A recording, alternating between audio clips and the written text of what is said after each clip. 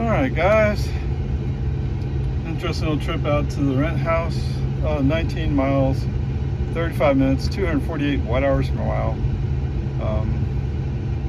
So we use 5 kilowatt hours. Okay, that's pretty usable. What? Oh, I guess the car is starting up, so it's throwing out the air conditioning. Alright, so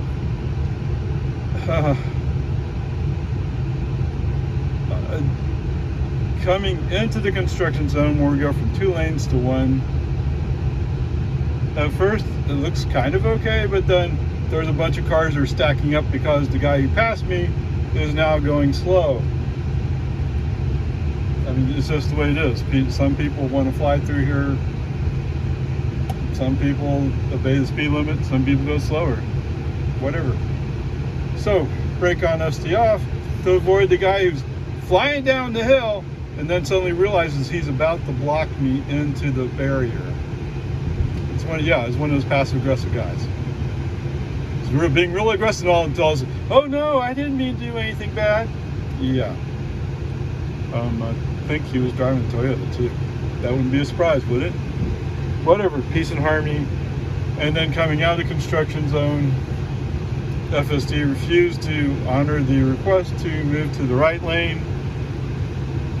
So those are 2 interruptions. Well, there's actually a third interruption. Third interruption is for navigation purposes, and that is to come into the garage instead of going out to the front road. I don't know. It all varies, right?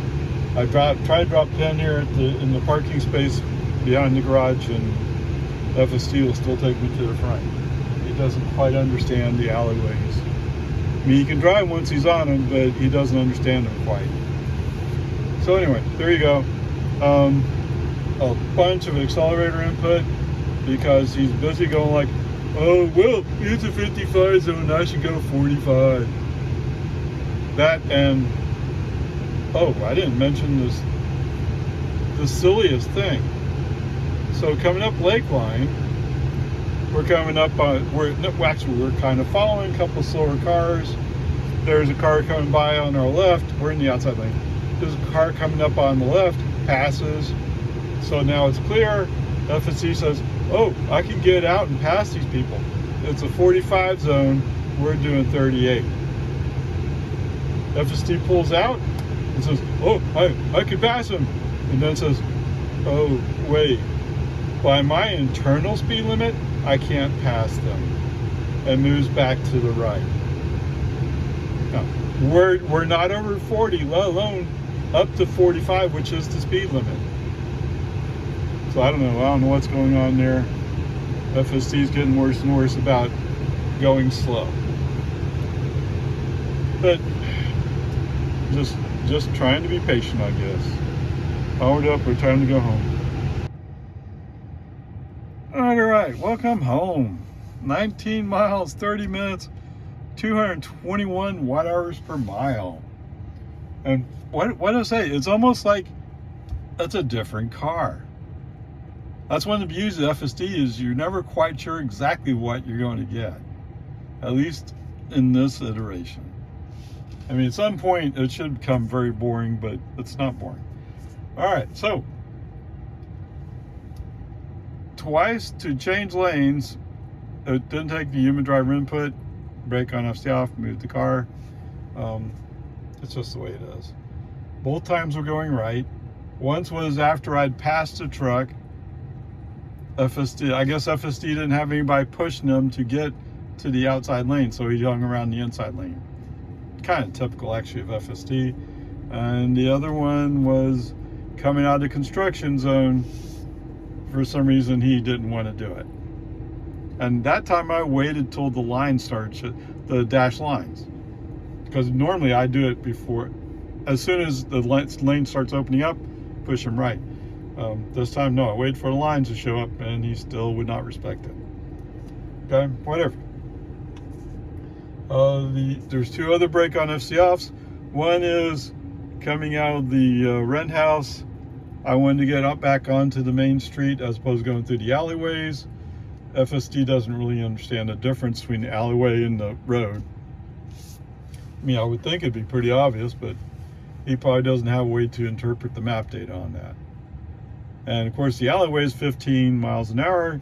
The regular surface roads are 30 miles per hour in this neighborhood. Whatever.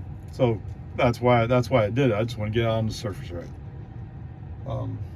And the other one, of course, was we were rolling past my driveway, and I didn't feel like messing around. I just did a brake honesty off right then and there.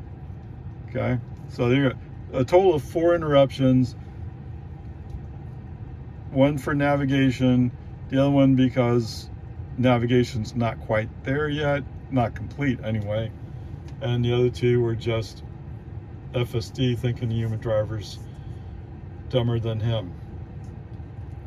Okay, but coming back, he maintained speed. Okay, cool, awesome. Coming down Lakeline, we end up with a Camry to our right. Now, we're still over a mile away from New Hope, where we're going to turn right. And there's a car in front of us who's actually going kind of slow. FSD chooses to slow down and get behind the Camry. Okay? Sounds reasonable. That's the way I would normally have done it in a case where it's a drag race between 2 cars. Get in the outside lane and wait for them to resolve their differences. Now, the other part with the Camry was, after a little while, he's going to be turning right.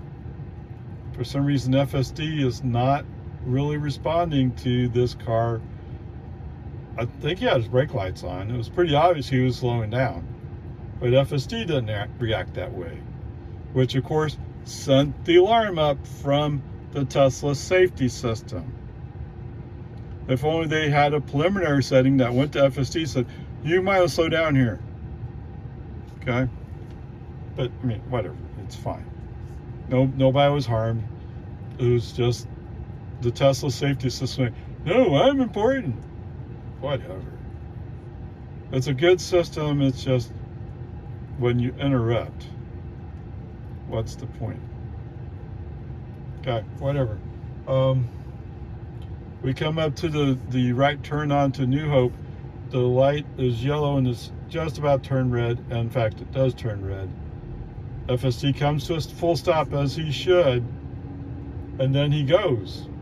Right turn on red. Okay, fine. It turns out that the people to our left, they're the ones who got the green light, and they're coming. Whoops. But FSD's just fine. He handles it. And somebody in the inside of those 2 lanes who has to move over to the outside is inconvenienced because I'm not flying up the road. Okay. On the other hand, he's about to turn left. I don't know why it is. People who are about to turn left on New Hope, they get in the inside lane, and then they hope to go past all the people who are in the outside lane. I don't know what you do when somebody cuts you off and blocks you out, but they always count it because they're going so fast. It's probably part of the reason why so many accidents occur within, what is it, a mile of your home? Half a mile, whatever it is. Driving like that. Okay, whatever. Coming up on the intersection of 1431, the light is red. FSC creeps up. There's no cars coming, amazingly enough. So we started out just before lunch. Okay, so for some reason there's not much traffic today. I'm guessing if we'd been 5 minutes later, it would have been more traffic. Okay, fine, whatever. So anyway, it's clear we go. At some point, we end up with some traffic around us. FSD comes up on a slower moving pickup. Okay, I've gotten used to FSD going slow and like, it's okay, I like following slow moving vehicles. Today, he's actually following the max speed as set by the human driver. Or this afternoon, I should say. He didn't do it this morning. That's what I'm saying. It's very different. This morning, well, no, I think my feeling is I should go under 6 miles under the speed limit forget what you said with the max speed, and that's what I'm going to do. Today he's going like, what did the human driver set the max speed to? Is it reasonable? Okay, let's go to that speed. Wow. That's the way FSD 11.3.6 used to do it. Just to go back a little ways. I'm glad to see it show up. And since I don't have any blue dots, I don't know if somebody updated something or it just magically occurred. Right? If there's blue dots, I know they've been in my system. But we're so far beyond, Tesla is so far beyond 12.3.6. I find it hard to believe that they're spending any time messing with it. But I don't know. It would almost be like I'm one of those intermediate testers, right? They got their advanced YouTube testers, or what I'm going to call those guys. That they don't work for the company; they're just testing it and they're documenting it. And then there's somebody who's more intermediate, like me, who I don't have an advanced setting, but you hear about almost every drive I do, which gets tedious after a while if you're always on 12.3.6. Yes, that is part of the reason why I would like to move up, to get something different, but I would also like to get something different because everybody says it's so much better. Right? I am driving the car. Okay, whatever. Peace and harmony. So, those parts, wow, cool. Coming out of construction zone, cool, awesome. Coming down Loman Ford, cool. And even turning on the Boggy Ford, except for the Lindbergh lane, and okay, whatever. If you haven't heard it, if you don't know, Boggy Ford comes up to a point and curves off to the right a little bit and then goes straight again. Coming off, there's a left turn onto Highland Lake Boulevard. It's a left turn. FSD treats it as a fork. It's not a fork. If you're making a left turn, you have to make sure there's no traffic coming the other way before you go. Okay? The problem I have is he's turned on, FSD is choosing to say, turn on the right turn signal to say, I'm taking the right fork. It's like I'm signaling I'm going to stay straight on the road. But to a human driver around me, they say, oh, he turned on his right turn signal. He's about to turn right. I'm going to get speed past him. You're creating a dangerous situation, all because FSD doesn't understand the distinction. Now, maybe someday he'll grow up and he will. Who knows? Okay, whatever. And as usual, it's a Monday, so my trash cans are in the driveway, and FSD doesn't want to pull in the driveway with trash cans there. Not that he represents trash cans. Occasionally I've seen gray ghosts or shadows, but FSD will not turn into the driveway if the trash cans are there. Whatever, peace and harmony. So, the total trip today, I basically had 4 FSD interruptions, and they all had to do with changing lanes. But coming back was much better than going out. Why don't we call it a B minus? It's actually pretty. This afternoon was great, but the whole trip was actually very good, except for a few little things, as usual. And unfortunately, Tesla's saying, I'm up to date. So you have to wait for another day. Whatever. I heard one YouTuber today say he's looking for 12.5.1 to be dropped. Kind of sounds like they're releasing 12.5 to hardware 4 via Model Ys.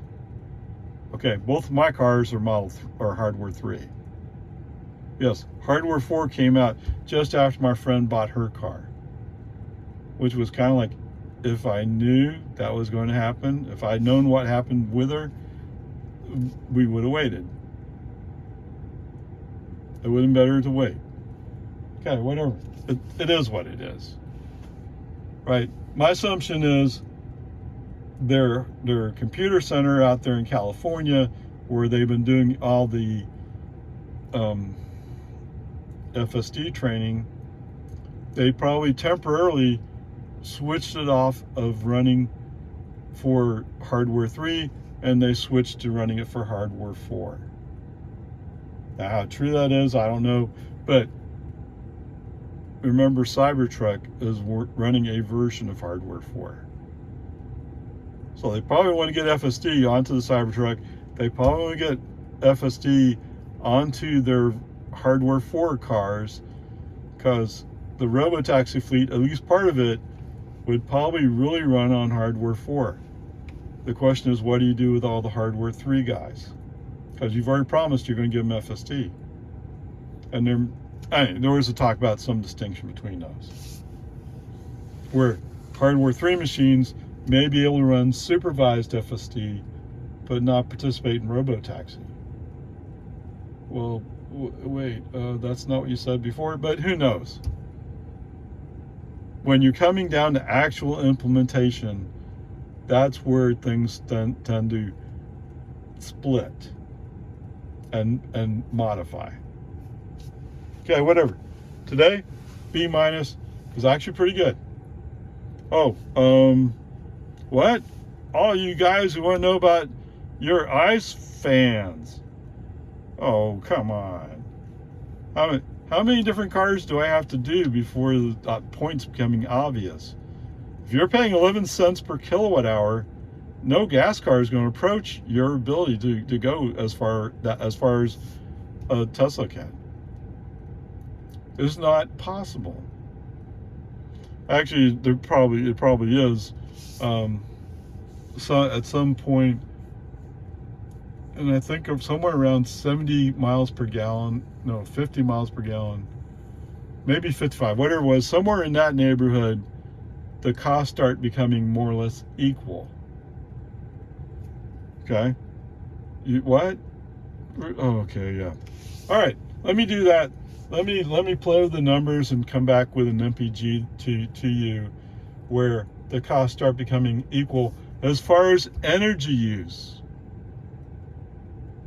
Always remember, a hybrid has what in it? A gas engine. A gas engine requires oil changes, requires maintenance. But we're not going to count that. We're only counting the energy use. I'll see if I can't compute it and get it for you. Fair enough? There you go. So it was 37 miles, 9 kilowatt hours, 235 watt hours per mile. 235, wow. That's pretty good, isn't it? So 9 kilowatt hours is 99 cents. The gas prices are just north of $3 right now, but we'll count it as a third of a gallon. Okay. So then what? The MPG would be divided by 3. Okay. I'll go compute that. It'll be more fun than doing yet another. What was that thing I saw? A Chevy Sonic, or one of those cars. Let's deal with the hypothetical. Okay, onward upward charge. All right, so the question I left you with is, what kind of MPG would a gas car have to get?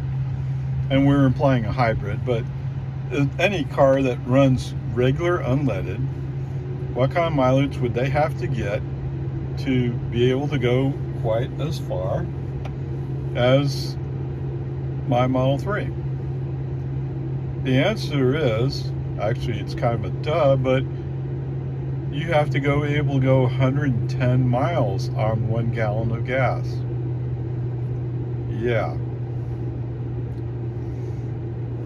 Let me know if you have a hybrid or whatever that can do 110 miles on a gallon of gas. Although I think there was a Volkswagen, let's call it prototype car, that they got 100, I think.